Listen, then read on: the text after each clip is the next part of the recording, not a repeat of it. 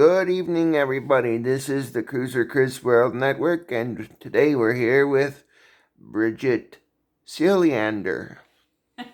Good pronunciation. Since we looked it up. Yes, we did. We looked it up and we found out the origin of the name was Swedish. Very good. Very nice to see that we were able to find that out. Thank you to Google Translate. Yes, thank you, Google Translator. Bridget, in addition to being a self-advocate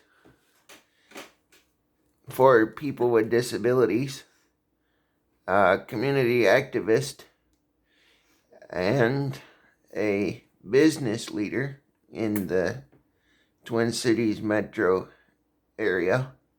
I'm a business leader. Well, we'll just call you that. You lie. Well, what do you lie to get views. What do you do? What do you do? Okay, well, I work full-time for, this light is very bright. I work full-time for a disability services organization. What's that name?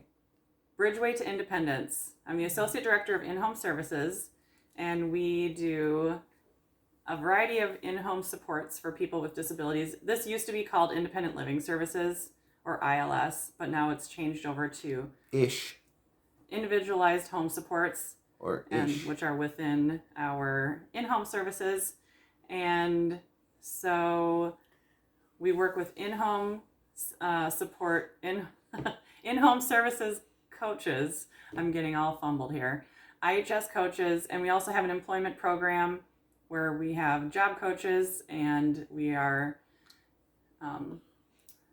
a really kind of new organization, but we've been growing pretty quickly, and I really like the culture and the people I work with, so I'm really excited and happy to be there. Now, the other day you had said something about a merging with another company. Oh, that was a previous agency I worked for. Previous agent. Okay, yeah. That was Accord, right? Oh. Yep. I had started working with Allied People Solutions, and then we merged with community involvement programs, and then we Accord. Rebranded as Accord. Okay. And Bridgeway actually works with Accord quite a bit too. Do we have an Accord? Like the Pirates? Well, for people to remember the new name, we would say it's like Honda Accord. Well, that's a good way to do it. Yeah. So, even though Accord is... when everybody says Accord to me, I get the Johnny Depp line from Pirates of the Caribbean. Do we have an Accord? Yeah. We should see you on the camera. I've been on the camera. You're the most entertaining one.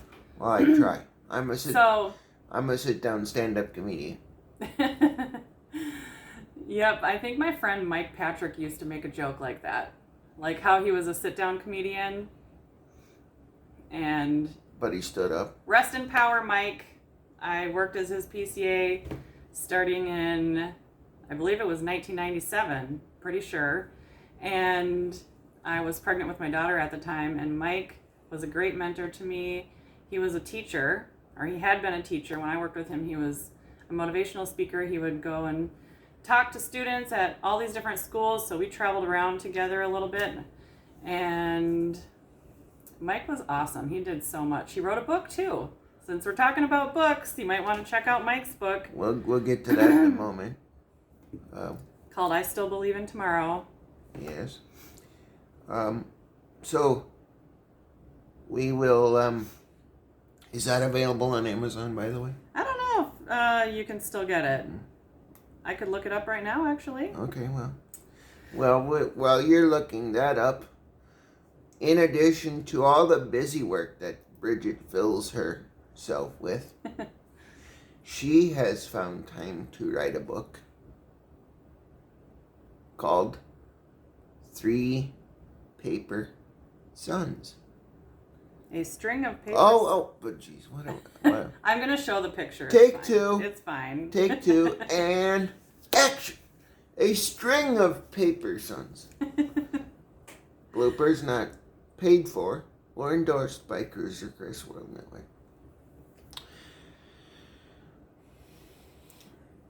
So we're gonna Hit pause for a second. Oh, it's still on Amazon. It is. Oh, what is? You can get the paperback for $10.28. Mike's book? Mike's book. Oh, okay. Can you see it on there? Hold it down. Yeah, I can. It's bright, but I can see it, yeah.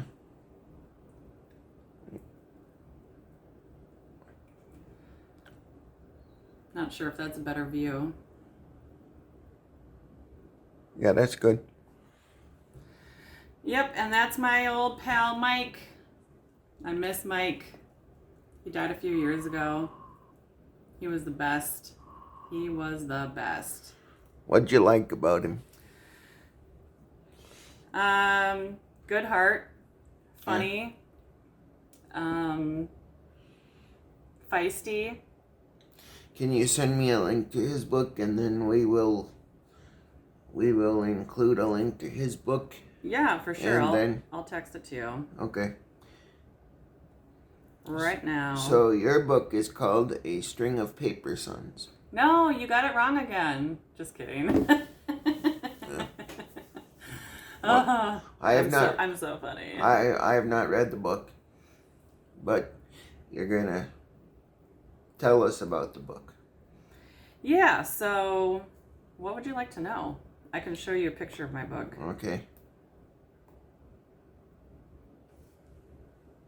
Hopefully that's showing up okay. That's good, yeah. Pretty colors. Mm-hmm. Do you want to know about the book cover? Yeah, where'd that idea come from? Well, I did a book cover design on a website, 99 Designs, and artists will basically, so for the contest, artists will submit their artwork. You do like a little explanation of your book. Yep. And then I think over 100 different book covers came through. Mm-hmm. And then I really liked this one. It stood out to me. There are a lot of really beautiful ones. So you didn't do the book art. You had somebody else do it. Yep. Okay. So I don't have those kind of skills at all. Mm-hmm. So like when you're doing a project, you can sometimes we're not necessarily skilled in all areas of a project, like writing a book. I can't do this. I also would have it would take me forever to do the copy editing. Okay. I could learn it, but would take a little bit. Sometimes you need to find other people to do parts of the project. Okay. Whatever it is. Mm-hmm. Like maybe you're a painter, but you don't really like to do the framing. Right. I'm not really sure what goes into painting. I'm just guessing. But with some of your projects, you've asked people to help out with different things. Like I'm writing a book. Yeah. I have people that proofread and then edit it. If it doesn't make sense, then we fix it to where it does make sense. Yeah, and I paid people to do that for me too. Yeah. So I had a consultant who helped me with book development, and her name is Anne Dubuisson, Dubuisson. Mm-hmm. And she helped me with figuring out how to get the story out, and she'd give me some coaching on direction. I mean, basically, I decided what I wanted to write about, and she helped me with architecture, structure, some of the technical aspects, and just I had never written a book before, so things you need to know. Sometimes I would get kind of into analysis, trying to maybe explain what was going on or just get to into the weeds, and she would remind me, show, not tell. So I can pass that along to you for creative writing. So I guess if you're telling a story, you want to show the story and instead of just telling people this is what happened and this is why, and does that mean bring in a lot of detail about the characters and stuff? Well, I would say definitely detail is part of it, but how much detail, I guess, depends on your style. Mm-hmm. So, I mean, because I noticed when I read War and Peace, which gave me gray hair, but War and Peace by Tolstoy. Robert Tolstoy. Let me see. I think it was Leo. Leo Tolstoy. Yeah. Leo Tolstoy wrote War and Peace. Okay. That book is one of the longest books ever. But I read it on audio. I listened to it. I was a job coach at the time, and I would just listen to the audiobook in my car. Yeah. And it was like 80 hours. I don't remember. It was something like ridiculous like that. That's cool. And I know, my point. I had a point. Yeah, she had a point. So with Tolstoy, what I noticed is his descriptions seemed very simple almost, like simple eloquence. I mean, it's a very complex story, but like some of the writing was just very stark. Mm-hmm. So, like, she had rosy cheeks and her mouth curled up into a smile. Okay, something like that. It's not like profundity, Mm-hmm. a word that another author I read likes to say. Like, where they try so hard to be like, and I don't know, I appreciate that too. I like a lot of sensory details, but it wasn't like, sometimes, I don't know, some types of writing to me feel a little bit pretentious, but. Okay. Again, the book is called it's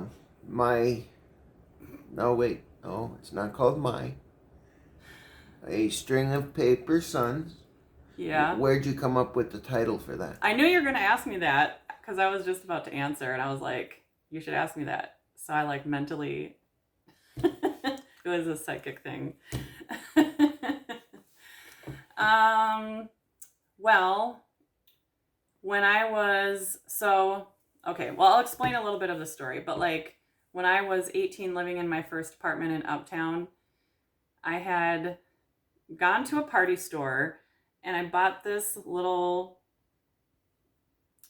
like, what do you call it? Not a streamer. It was like all these little paper suns strung together, and it was a decoration, and I taped it up along like the top of my wall near the ceiling.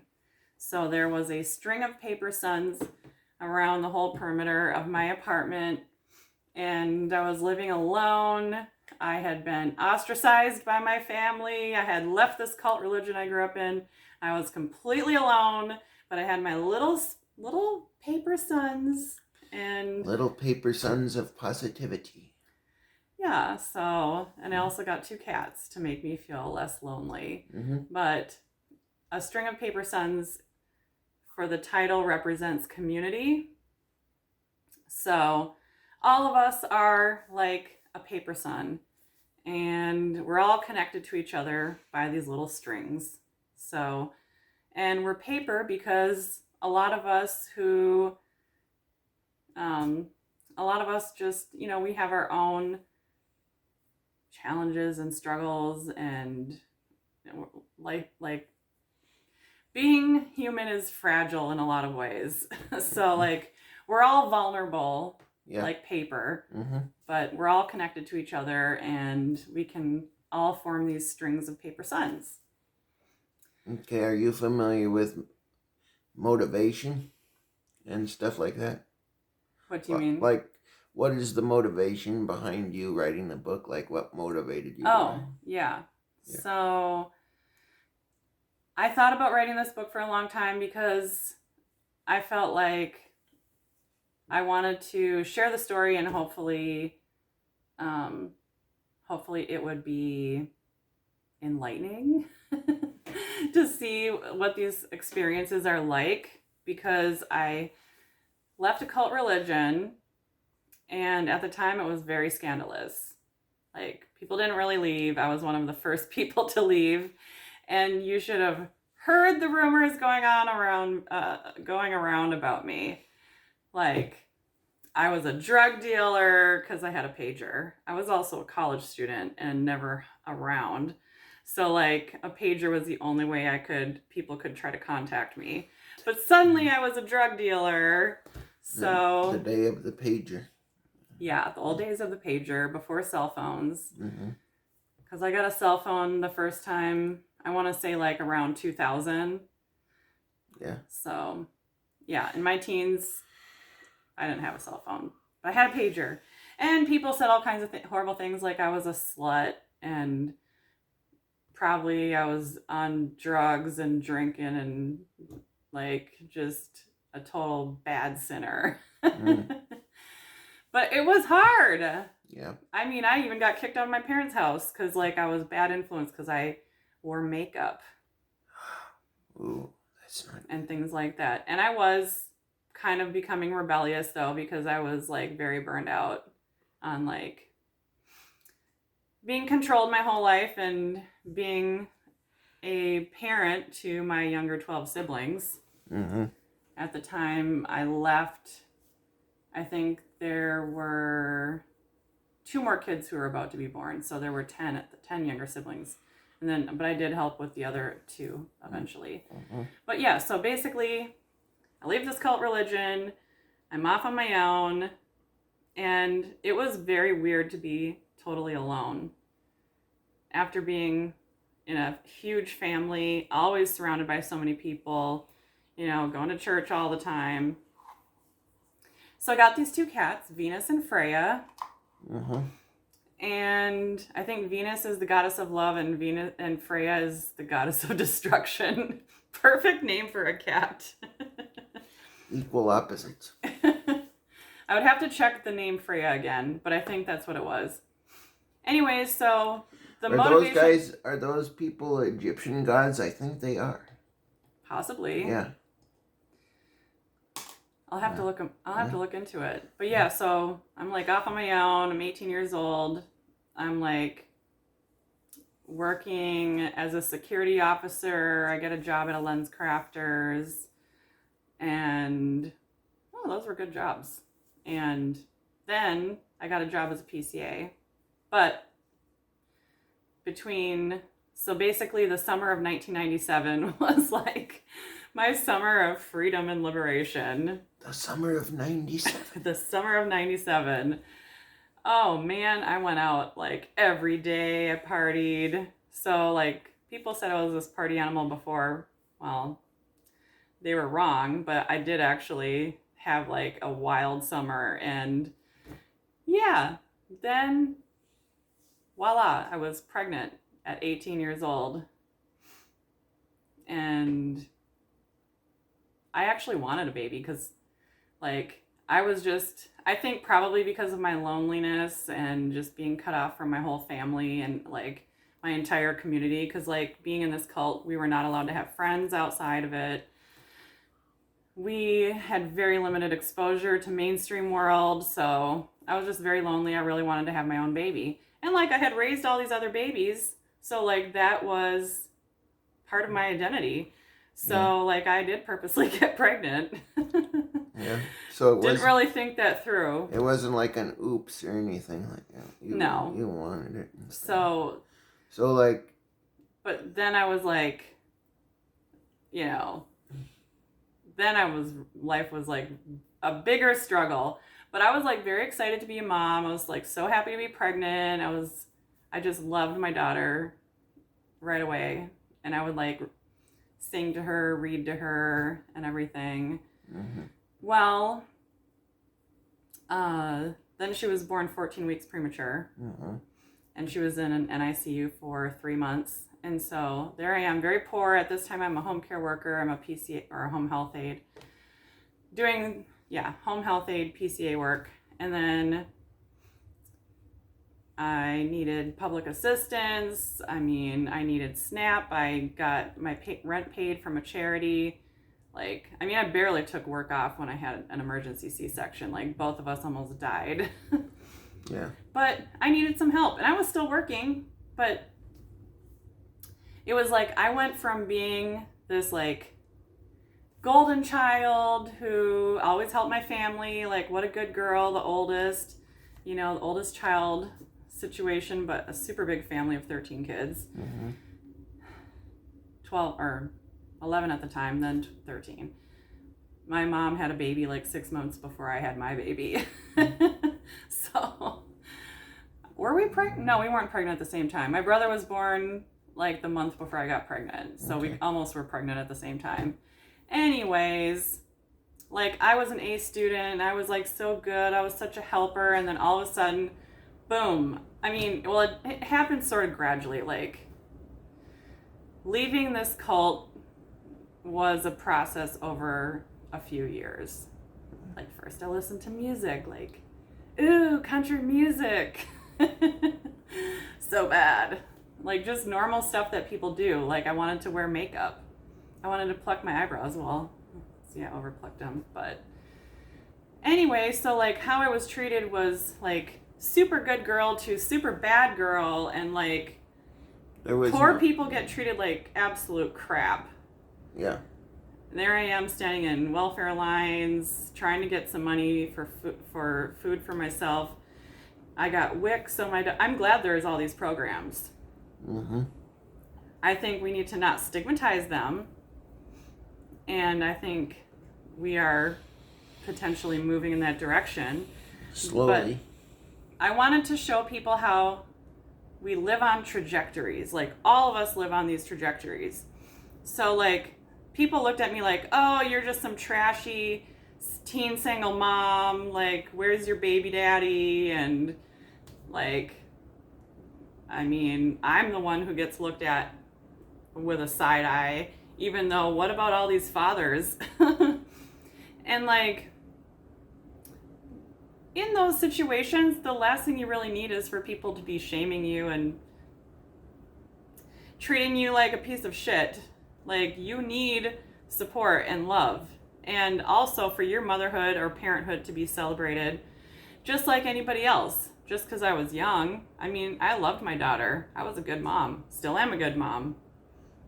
My daughter's moving. She wants me to come and move with her. We can be roommates. But, because she's moving to another city. But I'll hang out with her all the time. I mean, we're very close. And part of it was like going through, you know, such hardship. And yeah, like she has cerebral palsy from being premature, and like so she has been through a lot and a lot of surgeries and just poverty and housing instability and everything. I just wanted people to like empathize with my character and other characters in the book, and hopefully have a little bit more compassion for people in these different situations that are hard for a lot of people to understand, or they feel disconnected from it, or they haven't had like experiences where they can totally relate to it. Like even people close to me didn't even seem to get it. I just felt very alone and just like really isolated. And I just felt like a lot of judgment and stigma and everything. And like, so I think we need to hear people's stories to really kind of like go inside their world for a little bit and see like, okay, well, how did we get here? People, if you knew somebody's story, this is what I like to say, things would make sense.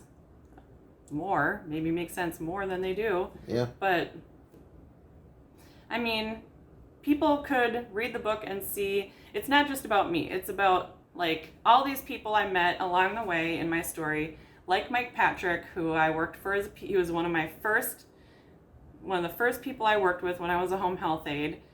I started when I was pregnant. I had to actually call him from the hospital when I was in labor. And I think they must have had people cover him. I don't remember. But like I never missed work, ever. But in that case, I was in the hospital, so I couldn't go to work. Oh. But I don't think I missed that much work because I went right back to work, even with a C-section. But you would see that like inside my world, there's like all these different people like Mike and the nurse who took such beautiful care of my daughter, my roommate who unfortunately died from suicide, but because she had schizoaffective disorder. which is basically a mood disorder with psychosis. So, like, I remember her saying some things. I guess I didn't realize I was so young, I didn't realize it was a mental illness going on, but like we would drive around and she would have me and her sister she was looking for a certain person, and she like was convinced she knew where they were. And anyways, without telling too many details of the story, we're trying to find someone, and she said she was supposed to meet this guy and get married at this one spot and things like that. And I guess I didn't really recognize it, but she was the nicest person. She was very chaotic to live with sometimes, but she was the sweetest person, and she loved my daughter. And, well, she could be hell to live with sometimes, honestly, because she was kind of a diva. But she had a good heart, and I miss her.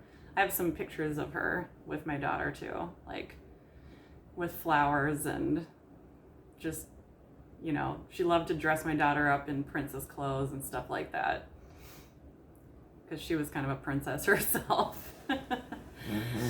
But just like all these people along the way, and then I met like this other person, and I was his caregiver for many years, and I worked with him until to put myself through college. And even his family just kind of was very condescending to me and rude. Like, they could be nice sometimes, but I was very much the hired help and treated like a servant. And so, like, one thing I really care about is treating frontline staff and people in human services way better, with more respect. And I understand there are issues with these these workforces. Like, we do have people who are trash, basically, like stealing from I shouldn't call people trash, doing trash things, stealing. People can be trash, like when they're abusing people, taking advantage of them, exploiting them. Okay, that is trash. I mean, I want to think I can be compassionate about all kinds of different issues, including harmful behavior. I do have a restorative justice approach to it, but there's only so much patience I have when people are intentionally harming people. Mm-hmm. There's got to be really strong boundaries on that, and we've got to somehow make some improvements in this workforce. I mean, it is very important as infrastructure. But anyways, I won't go off on all of that, but I did get very big time into advocacy for PCAs, home health aides, home care workers, direct support professionals, direct care workers. And the book also follows kind of my whole path into advocacy, and how it's very personal, and how for a lot of us who get involved in activism or movement work or fighting for a cause, it's very personal. We have some experiences, lived experiences. We have pain and trauma a lot of times that motivates us to get involved. So basically, I wanted to do storytelling as kind of it's kind of like a testimony in storytelling form, and it's advocacy, and at the end there's a call to action. You can get involved in different things. It doesn't have to be one size fits all. But are you yawning already? I'm just sitting here talking. I'm not even letting you answer a question. Okay, I'll let you answer a question. You mean ask your question? Or ask a question. Okay. Well, you can talk. But the motivation was basically to share the story and show how people all have a history, and also how community gets us through. Because when I was asking people before, very early on when I was writing the book or about to write it, it's what do people want to hear about? And someone said, and this was Minneapolis council member Cameron Gordon said, tell us who helped you. Because we don't get through by ourselves.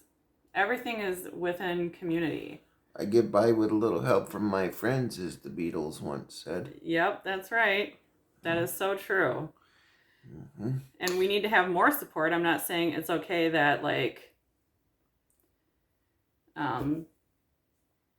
oh, she got through, she survived, cool. We don't have to do more. People will be resourceful. They'll figure it out. Well, I hope that's not the takeaway, because we need to have more support, because things were much harder than necessary. Mm-hmm. I went through a lot of violence, and I won't get into all that, but I was physically and emotionally and sexually abused and assaulted many times. Mm-hmm. And part of that is connected with my poverty, oppression, socioeconomic circumstances. So we can't just look at whether or not someone fucking lived. Yeah. Oh, great. Okay, that's the indicator that all is good. Yeah. Like, she made it. Yeah, I have many scars. I have complex PTSD. I never feel safe. I live with horrible anxiety. I have multiple anxiety disorders. I have depression. And someone actually just asked a question about trauma. You getting any questions from YouTube over there? Well, I posted on Facebook if anybody, yeah. What are some questions? Getting any questions from Facebook over there? Yeah, sorry, I'm just rambling, and I'm like half sitting on this chair and it's uncomfortable. It's okay. Okay, my friend Christine Holmes. Oh, one of my fabulous friends from doing caregiver activism. So I met Christine. Well, she lives in Wisconsin. I'm not going to give all her details out. Mm-hmm. But I'm sure there's a few Christines in Wisconsin. But anyway, got involved in a state chapter of a national organization called the National Alliance for Direct Support Professionals, NADSP. Great organization. Check it out. I think their website is nadsp.org. So I was with the state chapter here. I was pretty young. Got really, really active with that and collaborated with lots of other people, and eventually position this organization as an advocacy voice by and for direct support professionals. And then that led to getting involved in a national organization called Direct Care Alliance, which basically went defunct and was absorbed into another organization. And I would have to look up the name of it. But I got to do some really exciting work on public policy, grassroots organizing, leadership development, communications. We developed a national credential. NADSP also has a credential. I don't think the DCA one is still around. Oh my goodness. It was just we did so much movement work around the country. In Washington, D.C., we helped with the Affordable Care Act, and we had a whole campaign around changing federal labor law, removing the exemption on the Fair Labor Standards Act that prohibited home care workers from being eligible for minimum wage or overtime because they were categorized with certain types of domestic work like babysitting. So they, were not eligible even for minimum wage or overtime. So that was one of our big campaigns. I remember that, just as a side topic. I remember that because one year when I was down at the Capitol, there was a big talk about having a PCA union with the daycare workers. I remember that. Yes, I was down at the Capitol somewhat when basically the goal was to get the right to unionize PCAs. So which, by the way, they do have that right now. Yep. So now now PCAs in Minnesota are unionized by SEIU Healthcare Minnesota. And some of the work I did actually laid some of the groundwork for that to happen. And when when SEIU was in the very early stages, people who were involved with SEIU reached out to me for meetings and stuff and invited me to go to things and go to the Capitol. door knocking.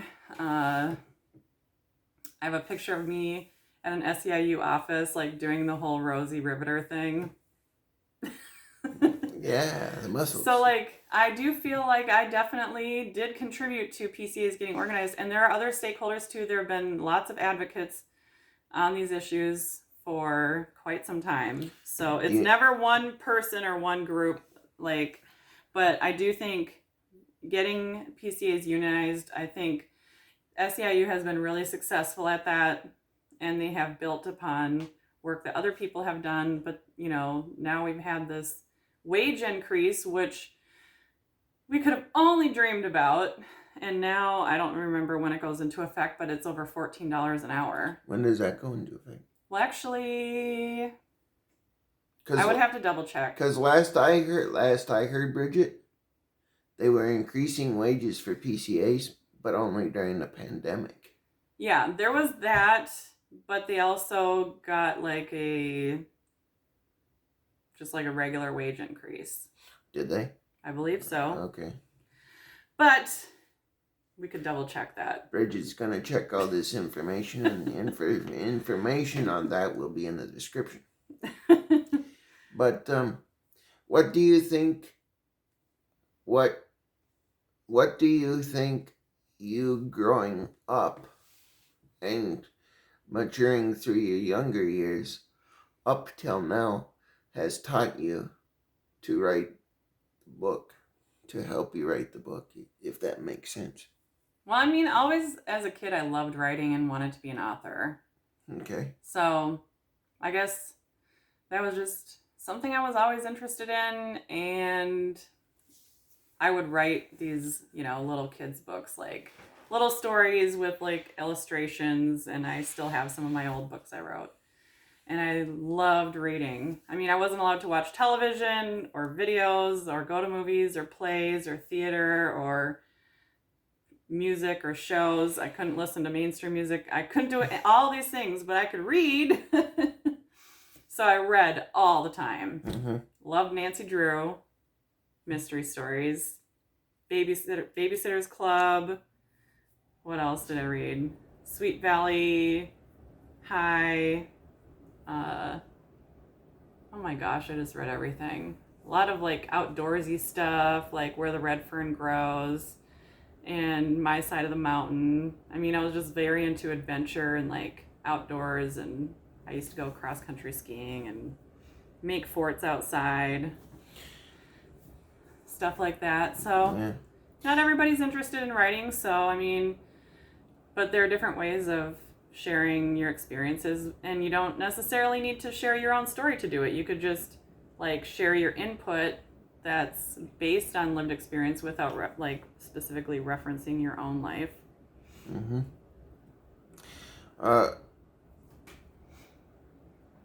If you could have people take one thing away from the book that you wrote after they read it, what would you want it to be? I think I want to promote compassion. Why is that important to you? I just want people to care. And I feel like if we care more and feel more connected to each other, we'll treat each other differently, hopefully. Yeah. I think we have different interactions when we have compassion, because then we're also concerned about how the other person's doing, how their well-being and how they're affected. So I think our interactions, and also like who we vote for and policies we support or oppose, I think very much is based on how compassionate we are. And that's why I want to see things like redesigning public assistance to be more human-centered, because I think people are the priority. That's like the point, right? So Mm-hmm. I want people to feel empowered by going to public assistance, and I do see changes have been made. Like, I went to a Hennepin County hub, so you can go there for all different types of public assistance. They have these hubs in different locations, and it was so much nicer than when I first went to the welfare office when I was 18. No, I was 19 then. My daughter was born when I was 19. I went to the old Century Plaza location, which was just, it was so just like overwhelming and humiliating. And like, who wants to feel like worse when you're already feeling like you're just like having such a hard time, and then you're just made to feel worse? I don't think compassion would want that. No. It would be like, I think compassion would want us to treat people with warmth and kindness and support. And it doesn't mean that you're, like just enabling people and like, just creating entitlement or whatever. I think those are attitudes, but I don't think they're correct, because anybody who treated me with kindness made me feel like I had more power over my situation, and that affects everything. Yeah. It's why I even had the confidence to apply for a staffer job at a home health agency where I was like salaried and worked in the office. Yeah. I mean, I only made $20,000, but I was salaried and I had a stable job, and I just went to my office every day and I was still making a difference. I mean, we got to lift people up. Like, what is this attitude of like, oh, we got to punish people when they're down to like teach them a lesson or something? Like, see, that's I know this is my interview with you, but if I might add some side information, especially with me. Social Security, like the way it's written right now, it's almost like in order to get the benefits that you need, you have to be negatively affected. You know what I'm saying? And you have to be poor. Yeah. You can't... Forced poverty. Right. You can't want anything. You can't strive to get anything. Because in order to...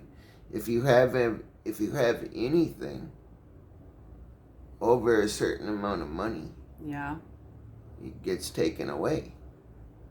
The benefits. Now this is just my personal opinion. Maybe you feel the same way, but I think it should be the other way around. The more you work, the more help you get, because then that'll give you more of an incentive to get up and go to work and be productive and do something every day.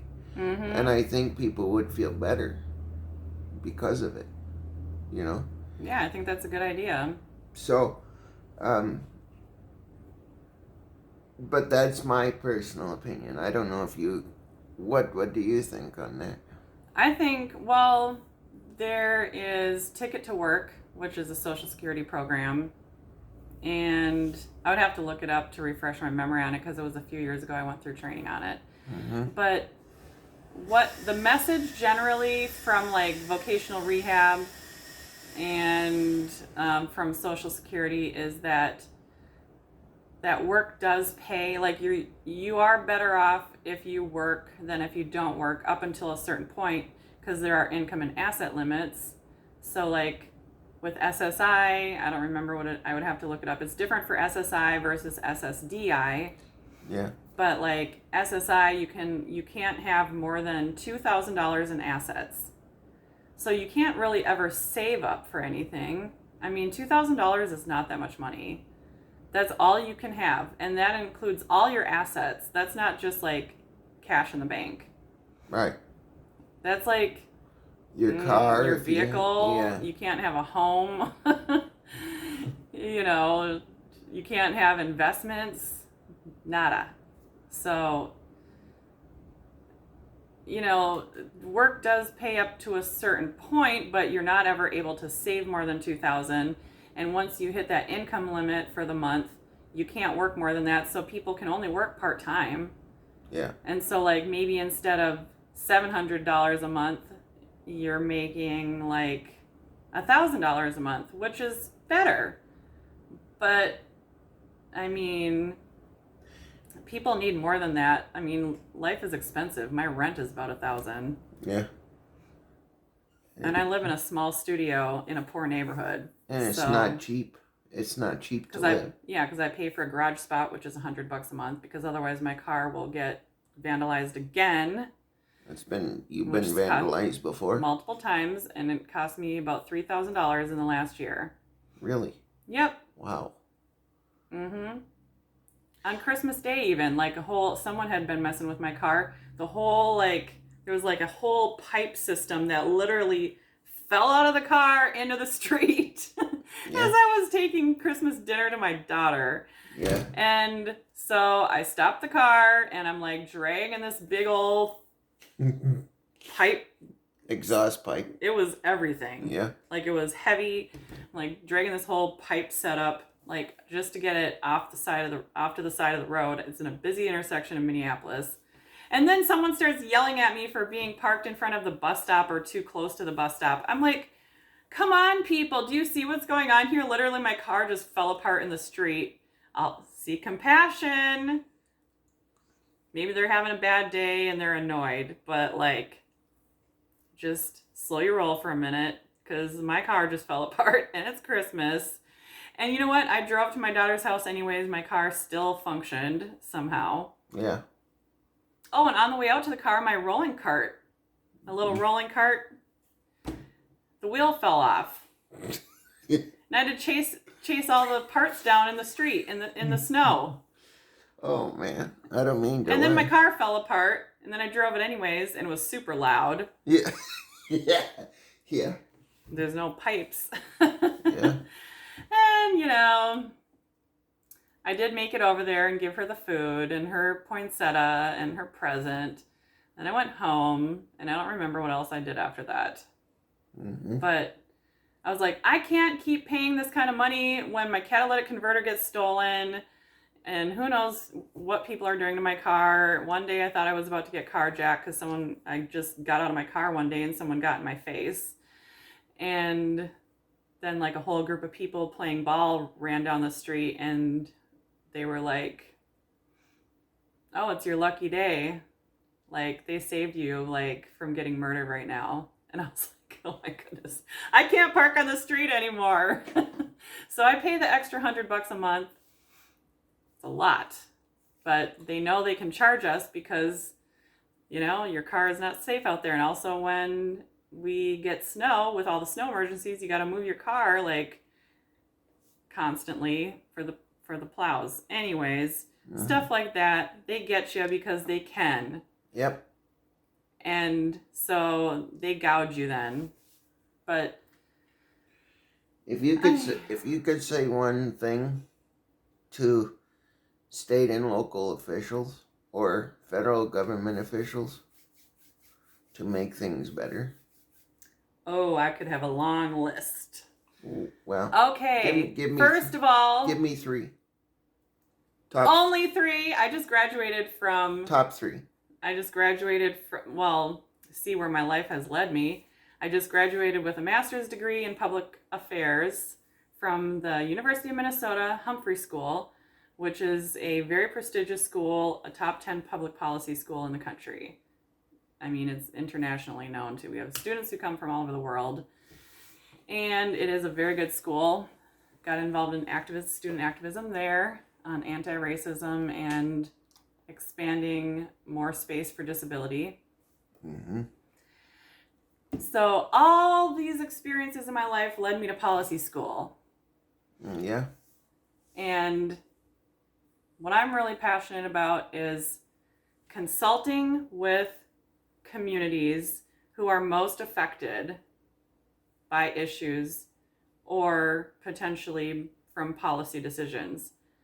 So, like, sometimes decisions will be made and it's very obvious that certain communities were obviously not even engaged. And then those policies are just not going to work. Like, it's not going to really align with what they need or really fit the solutions they need. So when we are making decisions, we need stop yawning. It's not you. So, like, when we are making decisions that affect, well, everything affects poor people. Like, healthcare decisions. I mean, we need to be hearing from so many different people in that process. I think we need to have a coalition approach to a lot of community work and policy planning. Mm-hmm. And get those single moms, get poor people, BIPOC people, GLBTQ people, disabled, chronically ill, people dealing with very complex things that you can really only understand if you listen to people. You can't just say, oh, here's what we can do. I've got a great idea to solve poverty. Yeah. You can't really, the solutions will not work unless it is grounded in community. Period. So for one thing, healthcare. Okay, that's a very big topic. We're getting into some hot button issues here. So but go ahead. On healthcare, I would like to see universal healthcare. Why? Everybody should have healthcare. Like, I think not only is it a right, and it's if we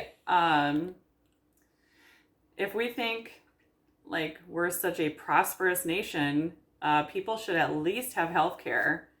And I mean, I don't think we're a prosperous nation by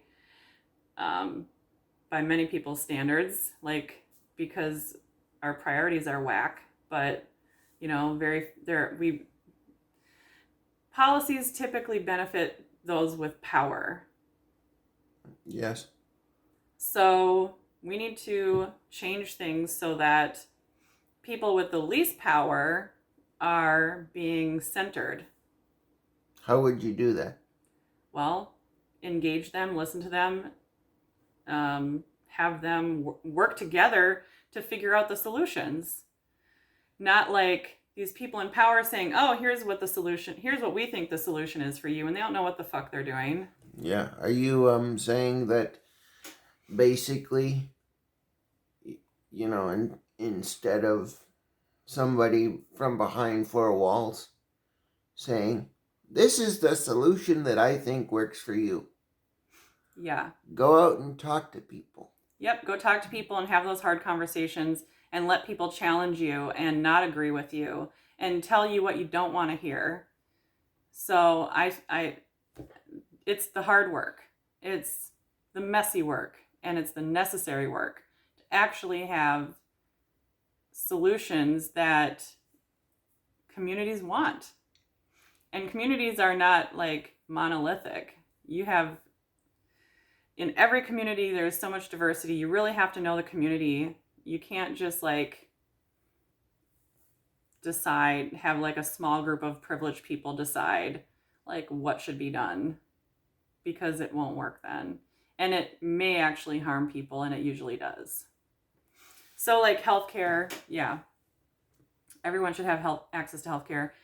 Not only is it a right and like what we should be doing when we have enough money to do this, it's a matter of priorities. And also it's infrastructure. I mean, there's plenty of literature about this. I mean, how many people lose their homes because they have a medical crisis? It's like half of home foreclosures. Okay. Bridget, I have another question here. You said that... You said I could say three things. We're on number 2? Well, number 1? I would say healthcare, housing, and transportation are three major things that would make a big difference for the common good. Where do you think the money gets wasted? That could be going to these programs. Well, considering we have a very inequitable tax code, so when people who are billionaires pay less taxes than I do, well, we need to tax corporations and tax the super rich. It needs to be fair. I think the tax burden is primarily on middle class people. And we need to, and the middle class is really the economic engine of any economy, according to my understanding. I'm not an economist, but I understand that. Like, they will spend money if they have it. When you, and also, like, poor people and working poor people, let's try to create opportunities for them to become part of the middle class. Like, we shouldn't have poverty. Poverty is created. It is by design. How long is this video? About an hour. Already? Yeah. But, you know, you have so many important topics that I think people need to hear about. You know? I feel like if people read my book, they would learn a lot about poverty, disability, community building, and it's like, my book got an award last year. Did it? I forgot to say that. Okay, so, and by In the Margins, it's a... Is that Imani? The picture? Oh, no. For your home screen? Oh, no, that's... Other people have asked me to... That's me. Like, that's you? Yeah. Oh. Younger? When I was... Younger you? Yeah, it was only like 5 years ago. Oh. Before I gained 100 pounds in like graduate school and writing this book. Wow. So now I get to talk about my book. Now that I've aged 50 years. But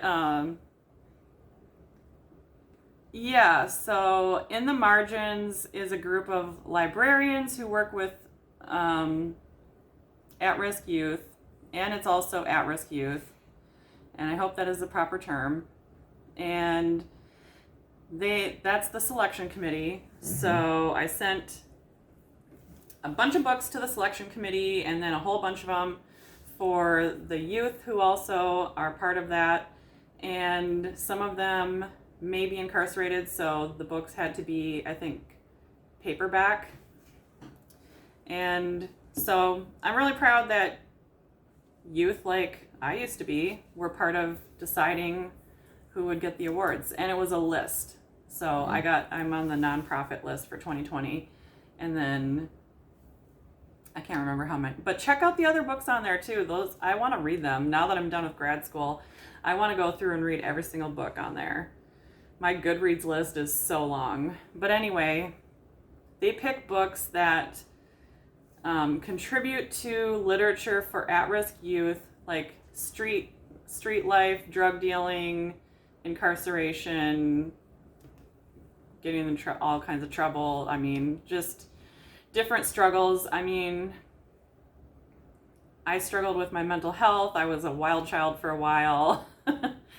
I mean, I attempted suicide. I was in the emergency room. I mean, I was like reckless, you know, about myself. Like I don't know. I was just acting out. I wasn't hurting anybody, but I was definitely not really looking out for myself. I would just like go downtown drunk, get in a car with someone, go to an after party with people I didn't know. I mean, hook up with people I didn't know. Didn't care if I used protection. I mean, I was just like running wild. But I was also a sweetheart. Mm-hmm. So I think there's like just a lot of negative attitudes. Like, I was very punk. I was kind of goth. I'm still punk. Punk as fuck at heart. Even though I'm older now. But I'm going to color my hair again. Still got a nose ring. I got a nose ring before when it was actually really punk. So, yeah, so I feel like, yeah, that was pretty dope, like, to get that award. And it was really, like, it really fit with, like, my purpose of writing the book, like, for younger people and just, like, people who are struggling and, you know, judged. That's why, like, I do have a big heart for people, even if they are getting into trouble and stuff like that, too. Like, harming people is not okay, but, like, people do a lot of things based on trauma and not having good role models and poverty and not having, like, enough support in your life, feeling like you're hopeless. I mean, there's all kinds of complex reasons. So you can't just say, oh, they're bad people, like, don't waste your time on them. No. We gotta, like, build more community around people.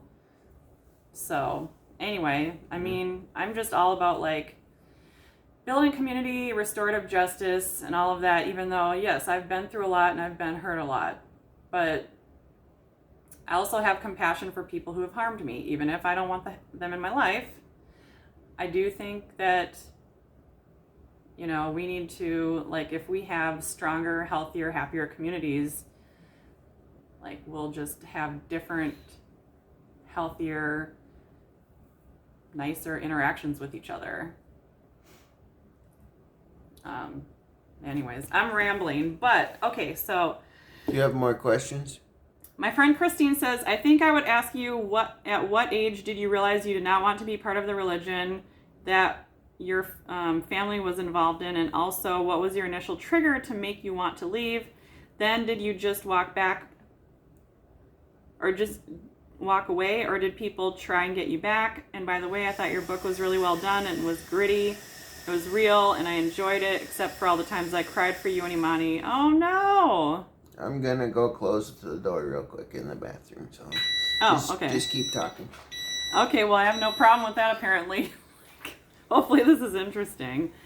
But I really enjoyed how you left me feeling that hopefulness for you and your daughter, just because you shared some of that bond, some of that love that was so strong, that is so strong between you. Wow, that's beautiful. Wow, that's really beautiful. I don't know what age I was when I realized I didn't want to be part of the religion. I gradually moved away from it, from, like, listening to music, like country, like nothing really heavy. I mean, I couldn't handle it. Like, the first time I heard, like, heavy rock or metal, I was just freaked out. My virgin ears. And so it was really just like a process of, you know, that, and also having more independence when I went to college. So I had more exposure, and I met other people, and they weren't like the horrible bad sinners that you hear about in church. Like, I met a lot of nice people, and, you know, so, like, we were very much told that, like, everybody outside of our church were unbelievers and going to hell, and we did not want to be associated with them. So, like, yeah, I started smoking because, like, we couldn't drink or do a lot of things. Like, our lives were totally regulated and controlled and monitored. But everybody smoked cigarettes. Kind of strange. So, like, I was smoking and listening to, you know, like, country and, I don't know, pop rock. And then just kind of, like, becoming more open-minded, I think, as I met people outside of this church. And so the first time I left, I was 17, I think. And then I went back because I just felt completely freaked out that, like, all of a sudden everyone thought of me as different. And, like, I was on the outside. And it was really strange. And I had no support system around me. It was just like, I don't think this is for me. But and it was hard for me to explain it to people. Like, people did ask me why I wanted to leave. And I'm just like, well, I don't feel like I fit with everything enough to say, like, with integrity that I want to be in this group, or that I can even, like, honestly say I'm in this group. And, oh yeah, people did try to make me stay. People told me I was going to hell. I got letters. I had people crying, pleading with me to come back to where it was safe. And people just were like, it was very dramatic. And when you're, like, I was very young, and also I had been so sheltered my whole life. Like, I was not equipped to handle all of that, but I just knew what I wanted to do. So it took a while to kind of get the guts to leave, but then the second time I decided to leave, and you kind of like announce, like, I give up my faith. So I gave up my faith again, and then I didn't go back.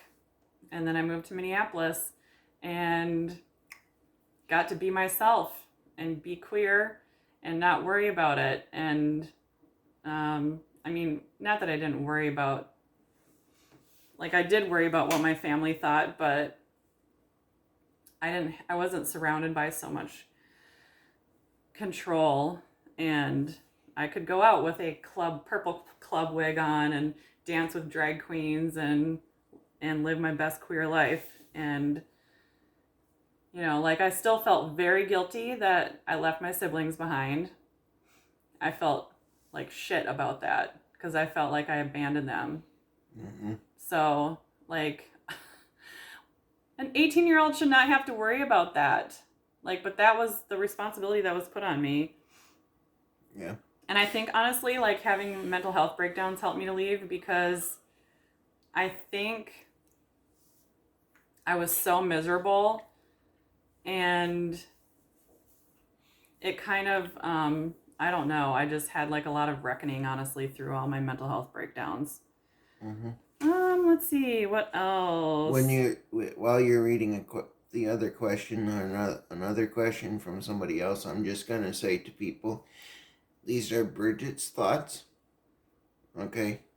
These we didn't talk about this beforehand, but I believe in, when I do these videos, in being open and honest with people and letting them be open and honest with you and me.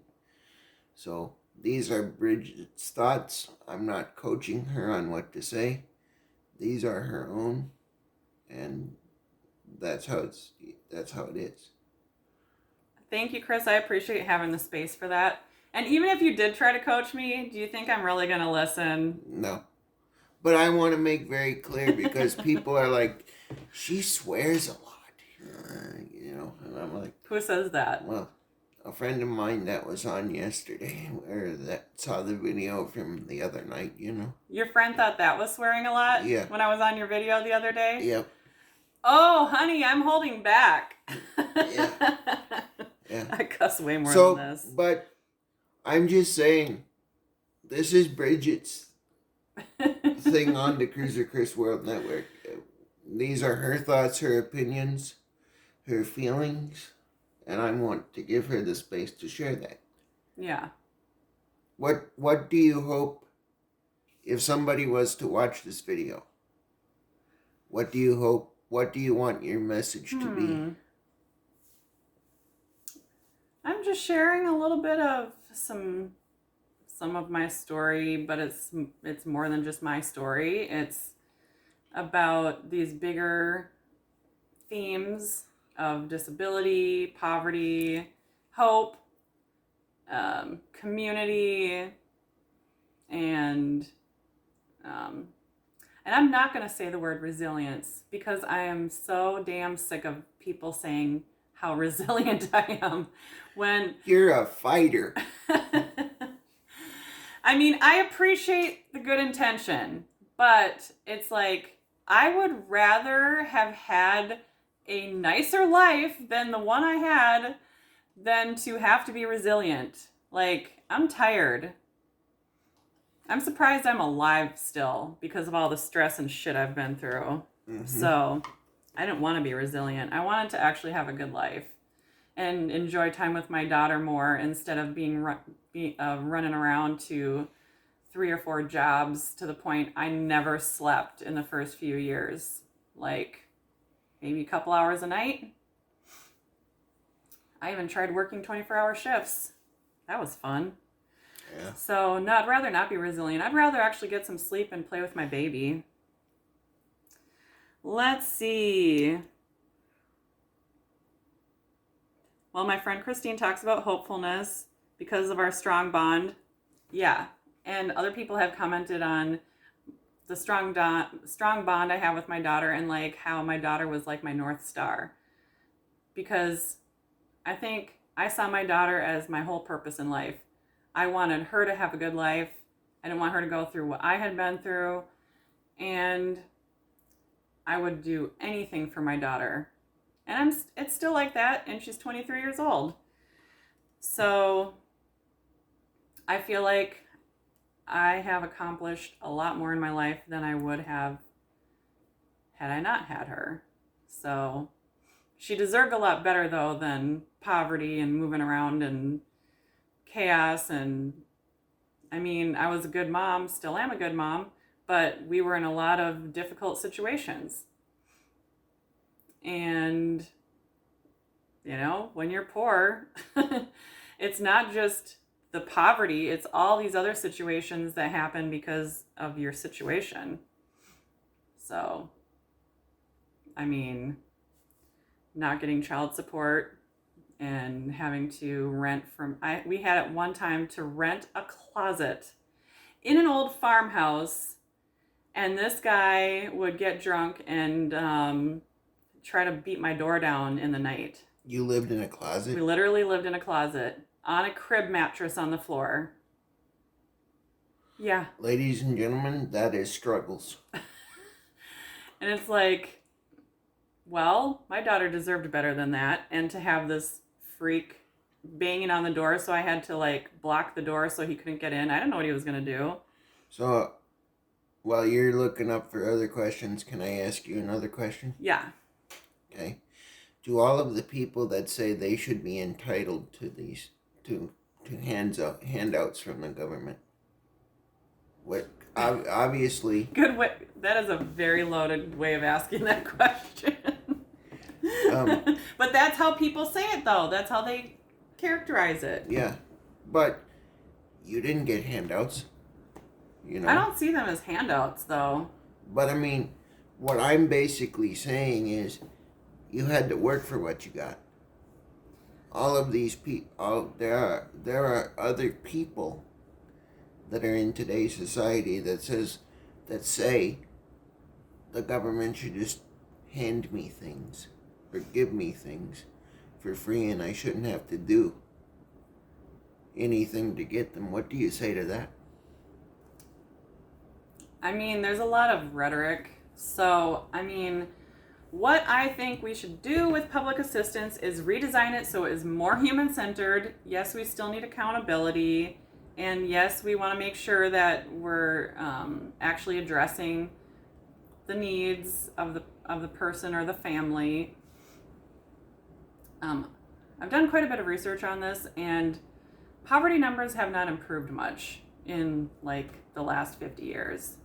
And there's been a lot of propaganda, like Ronald Reagan creating the term welfare queen, which is totally bogus. And I've worked in communities since I was a teenager. And before that, I worked in communities because I was a babysitter since the time I was 10. All over the neighborhood, I saw lots of people's lives. Okay, so what we need is to modernize some of our approaches. And honestly, I think we should give people more support. Okay? So, like unemployment, for example, let's look at things, we can break it down individually. Let's look at unemployment. Unemployment, if I were to lose my job right now, well, I don't know, I was already furloughed last year during the pandemic, so I don't know if I have any unemployment left in my account. But unemployment's not enough for me to pay my bills. And then any amount you work gets subtracted from your unemployment. So I think it needs to be a much larger amount. And it's like, people can't live on it forever. There's a fixed amount that you can get. And so there's only a certain period of time. I think that's the motivation for people to get a job, because eventually the unemployment is going to stop. I think people deserve to eat and eat good food. We have plenty. I think, and I also think a lot of our attitudes are based in being in late stage capitalism. So like that you should work for everything you get. Well, okay, that's a capitalist idea. And this could be a whole conversation. I'm not going to get into all of it. But there are times when people can't work. There are people who right now can't work and may or may not ever be able to work. And they still deserve to have housing and food and have their basic needs covered. You're not going to get rich off welfare. And we can have more humane approaches to anti-poverty. So if we feel like, okay, I mean, some people feel like, you know, there's generational poverty and generational like living off the system. Well, there's literature you can read about this, but basically when we have oppressed people for so long and there are a lack of opportunities, once you're like from poverty, it's really hard to get out. Really, really hard to get out. I mean, I've basically been poor my whole life. I mean, recently I got a better paying job because I got a master's degree, but how many people are able to go get a master's degree? That's a lot of privilege to be able to do that. A lot of money. A lot of money, because I owe over $117,000 in student loans. And so I'm broke for life. So that's like a disincentive for going to college, because people are not going to want to pay for the debt after they graduate. Exactly, and I've heard people say that. So like, I think we need to make higher education and continuing ed and training programs and all of this more affordable, and some of it needs to be free, or not free, just cost free, without cost, or whatever. And it's good. It's for the public good to have people like becoming more educated and trained and skilled, and like that's good for our economy, and that's just good for our overall society. And if you consider all the problems of poverty, like crime, you're going to have less crime. If people can do things like go to school and get a job where they can actually like survive on one job, like I know there's a lot of people who are in all these different housing situations because housing is not affordable, where you have like, I mean, people have figured out how to be resourceful, but some people don't have like those options available to them. Right. So I just think, in the name of compassion, let's actually study what's going on. If you've been born and raised in poverty, how in the hell do you think someone from poverty conditions is just going to magically get out of poverty? You've been underserved. It isn't going to be from a government handout, I will tell you that much. Well, I mean, I think government does have a role to play, though. And, like, there can be things like free community college. Yeah. Raising wages. And people do need... I don't care if we give everybody free food, honestly. Like, if people want to have food, they should have food. Like, how dehumanizing to not even be able to get food. Like... And to not even be able to get health care. Like, these are just very basic things. It's not like I want a yacht. People are just asking for basic things. But we can incentivize different things, or we can create pathways to things. That's why, like, we need to have more youth programs. We need to, like, go to communities with different resources, like, you know, for kids, stuff for kids to do after school, like go on field trips and have like enrichment activities. And you know, there's so much we could do there, but like schools are on a starvation diet. We don't pay teachers what they deserve. So there is a role to play. And like, okay, tax the ultra rich and corporations, reduce the military budget. Sorry, this is what I think. We spend so much money. Look at our budget. Your budget is basically reflective of your of the morals of the people who created it. So now I'm getting very long-winded. But there are many different intelligent and strategic moves we could make to build people up. And we have the resources to do it. We have the money to do it. We need to have the will to do it. And actually, like, people are so resistant to change. It's like if you bring up a new idea and people just shoot it down because they just don't want anything new. Like public assistance redesign. I did a whole bunch of research on that in grad school. Super fascinating. But most people are just going to be like, nope, nope, nope, nope, before they even understand what it means. It's very political. And it shouldn't be, but it is. Okay, so what else did Christine say? Is Christine the only one that responded? Or is there other My people? friend Holly responded, my book was gritty. Yes, it was. It's very emotional. And also someone said it was funny. So, yeah. And it's definitely a lot about my relationship with my daughter, which I think was like the most inspiring, probably, part of it. My friend Holly asked, what gets you through all the trauma? That's my question because there are triggers all the time.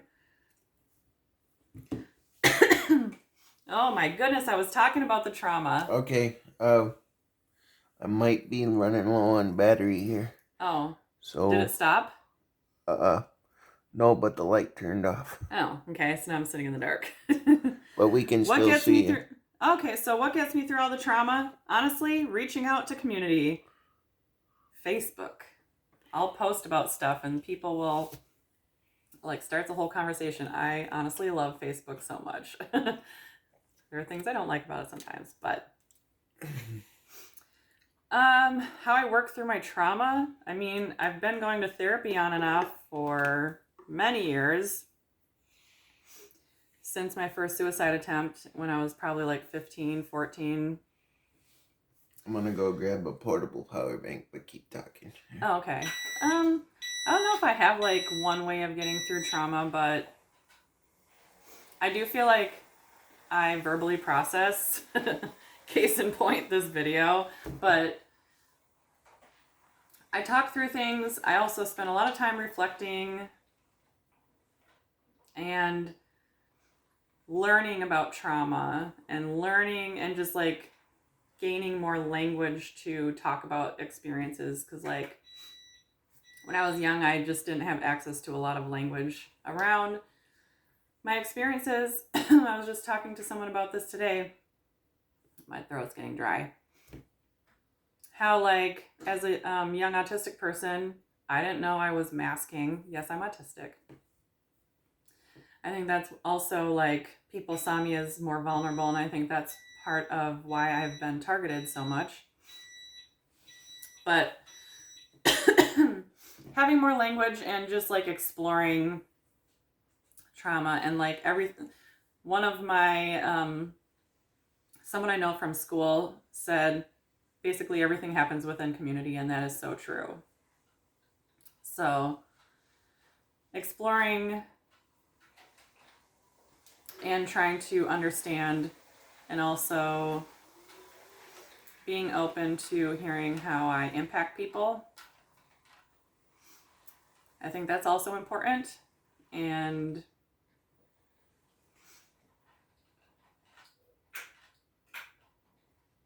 Yeah, I don't know. That is such a good question. I'm just working through it. I think of it as like you're moving through all these things. I feel like a lot of the trauma didn't come up until later.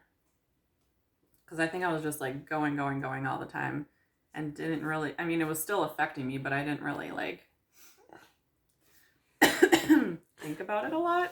Because I was just so damn busy and tired. So, like, honestly, I feel like a lot of trauma accumulates and, like, so. Oh, you know what? I'm going to take a pause real quick. Yeah. And I'm going to put the phone on the charger. We'll be right back, folks.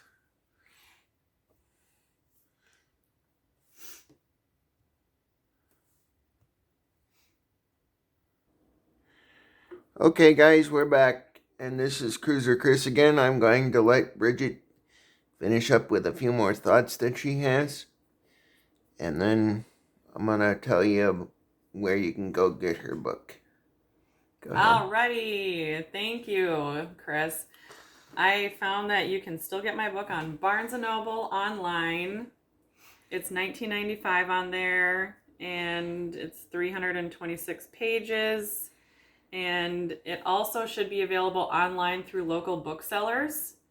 And so you can just go to any, it's not all bookstores, but, and I don't know if this is all around the country, but I know in the Minneapolis area, there are several local bookstores who carry my book online. You can also go to, because I have my book on Ingram Spark. Ingram Spark is basically like a distributor of books, and so it shows, I can have it, I mean, I've had it in paperback copies at a local Barnes & Noble store if I like call the store and ask them to order it. And then they print on demand. It's also available on Amazon, and there's a Kindle version of it. And if you get it on Kindle, it is, I think, $2.99. Paperback is $11.99. On Amazon? Yeah, that's right. On Amazon. Yep, because we were just looking at it. Yep. So yeah, there's multiple places my book is available, and I have donated all of my royalties to community work, like buying food and supplies for people at protests, bringing food and supplies to unhoused encampments, donating to anti-racism work, political work that aligns with my values, some of which I talked about. I also want to say I am a socialist, and I know that's considered a scare word, but I don't think it's so radical to think people deserve to have food to eat or a roof over their head. And I think there are many ways we can actually accomplish that. And so it just takes a little bit of, community, right? And so yeah, I mean, I spent a lot of money writing my book, paying for consulting and editing, and the book cover I think cost me a few $100s. So I think I spent over $10,000 writing this book. But the point was not to make any money off of it. I just wanted to do this for a really long time, and I am working on a second book. What's that going to be called? I don't have a title for it yet. Okay. But it's going to be about the underbelly of caregiving. So it's going to be a little dark, but hopefully also funny. We'll see if I can pull that off. But that's in development. But I gotta wait till after this Minneapolis election because I don't have time right now. But anyways, writing is one of my passions. I consider it a hobby. I also talk to lots of people who are interested in writing.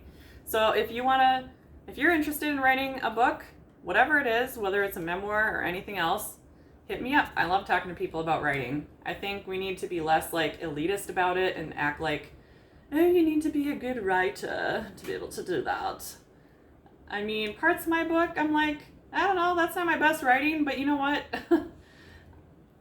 I get some of it I'm actually really proud of, and some of it I'm like, well, that was the best I could do, I guess. But I think like with art in general, it's not about like if it's good.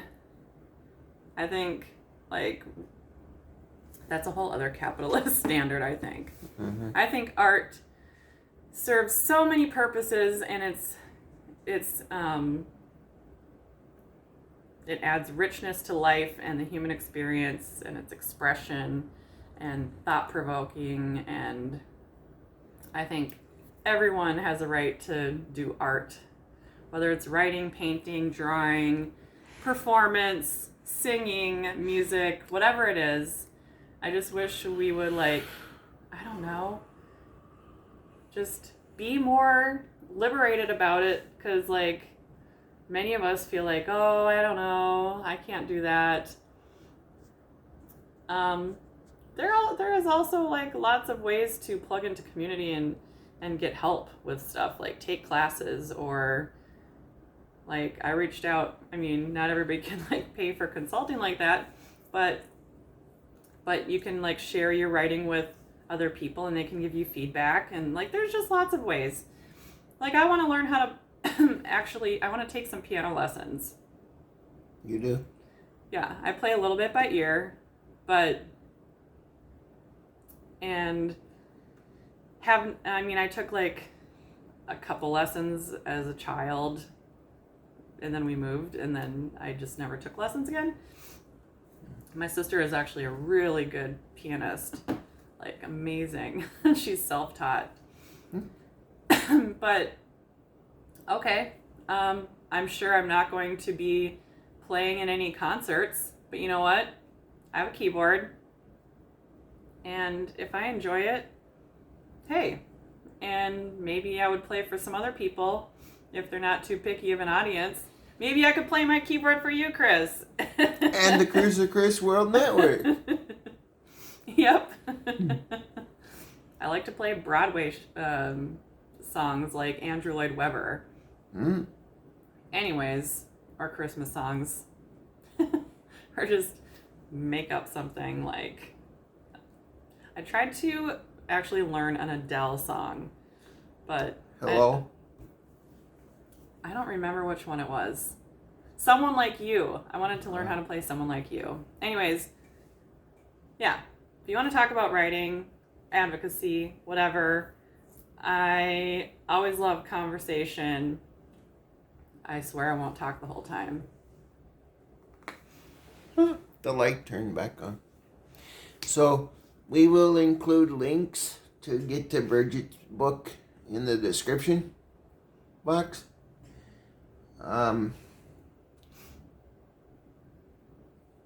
If people want to call you, is there a way that they can get a hold of you? Yeah, they can just call me. 612-272-0281. You can also find me on Facebook. You can send me an email if you want. How do you spell that last name? I'll just spell I'll give you my Yahoo email. Okay. Don't sign me up for any spam. Bridget Siljander at yahoo.com. BridgetSiljander